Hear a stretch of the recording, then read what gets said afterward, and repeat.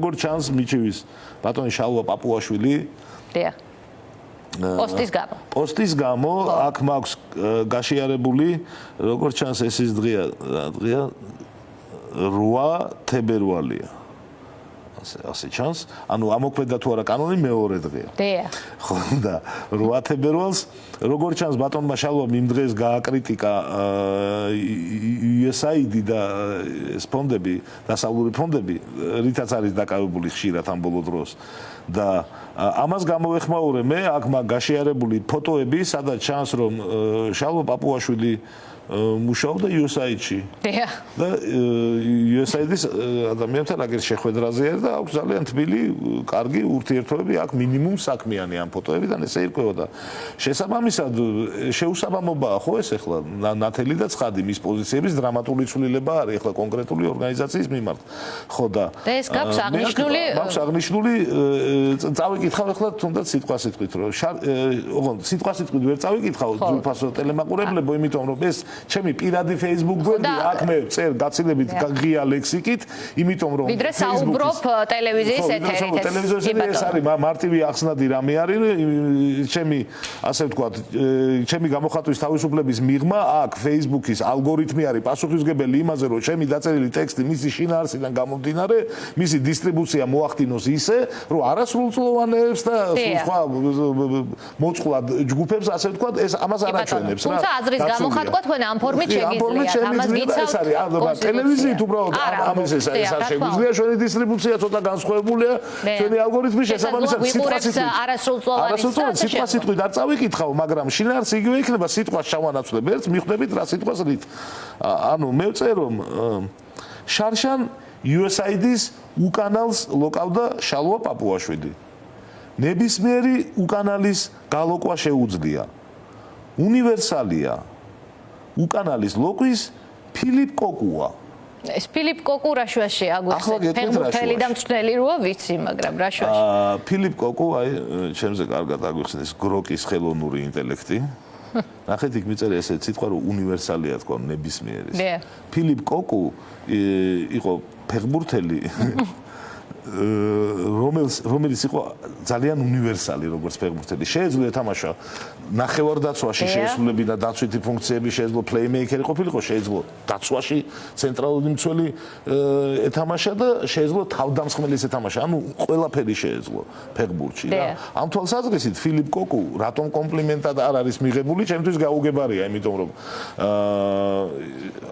ამ თვალსაზრისით არის ფილიპ კოკუ ნახსენები როგორც უნივერსალი ხოლო ამას რაც შეეხება უკანალის ლოკვა ახლა ნებისმიერი გონიერი ადამიანისთვის ნათელია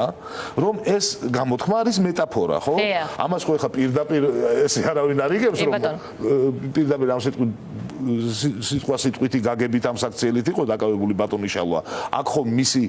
რაღაც ქმედებების პოლიტიკური ქმედებებია შეფასებული ეს ხომ ნათელიაზე ბუნებრივია უხეში ლექსიკი ფორმით მაგრამ ეს პირად Facebook ვებზე ჩემს პირად Facebook-ზე მაგრამ ვისი რა საქმეა ამის შეზღუდვა როგორ შეიძლება ან როგორ წარმოუდგენიათ დღეს მე სიმართლე გითხრათ მინდოდა რომ მისულიყავი ამ პროცესზე მაგრამ იმის გამო რომ არც არავინ არ მივიდა და იმის გამო რომ ნაკლებად შემეწყო ხელი მათი იმ განზრახვისთვის რომ მათე დევიძის პროცესიდან ყურადღება სხვაგან გადაეტანა არ მივედი მაგრამ აი ძალიან მინდოდა მისვლა იმიტომ რომ იმდენად აბსურდულია თავისთავად ეს კანონი მისი შეუსაბამობა კონსტიტუციასთან არის აბსოლუტურად ნათელი გამოხატვის თავისუფლება ბევრად მაღალი სტანდარტით დაცული არის რამე არის ვიდრე ვიღაცის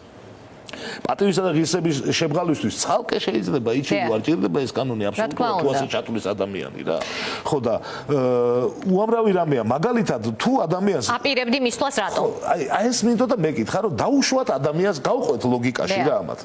მოდი გავხდეთ ისა იმიტომ რომ გამოგიტყლები და დეჩემიც ხშირად მწერს ხოლმე რომ ისევ წერო იქ ასე ვთქვათ გაფილტრული ლექსიკით უფრო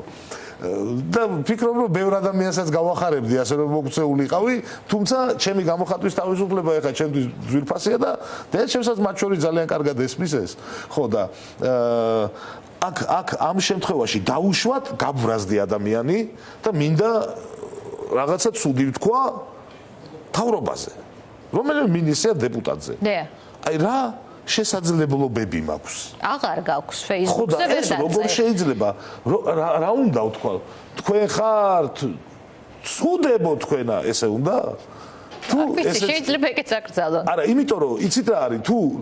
ლექსიკაზეა საუბარი მაგალითად მონა სიტყვა ხო აბსოლუტურად არ შეიცავს ისეთ კონოტაციას რომ ადამიანისთვის ის რა ქვია სკაბრეზული სიტყვა არ არის არც ერთი უხერხული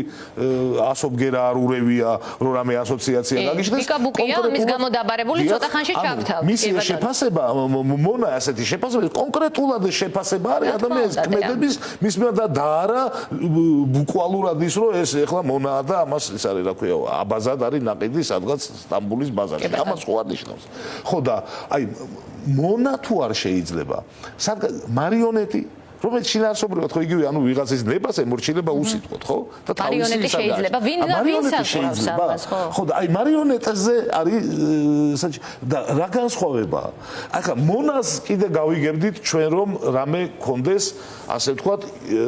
ისტორიული მეხსიერებაში ჩაბეჭდილი ტანჯვა და მონობის რაღაც განცდა დაკავშირებული ჩვენ სკანის ფერთან და რაღაც მაგრამ არ გვაქვს ასეთი არ გვაქვს ეხლა რა ვიცი მე მარიამ ლაშქრის ბაბუას ფეხებზე ბორკილების კვალი არა აქვს რა რომ დისკომფორტის ატანა არ უნდა თქვენ მარტივია